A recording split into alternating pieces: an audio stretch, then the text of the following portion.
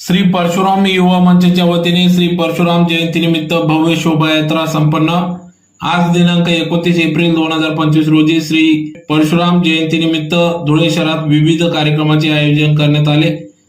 सायंकाळी 5 वाजता धुळे शहरातील श्री छत्रपती शिवाजी महाराज पुतळ्यापासून भव्य दिव्य अशी शोभायात्रा काढण्यात आली। या शोभायात्रेमध्ये डीजेच्या तालावर ढोल ताशांच्या गजरात नाचत गाजत ढोल पथक यांच्या गजरात सदर भव्य अशी श्री परशुराम जयंतीनिमित्त शोभायात्रा काढण्यात आली।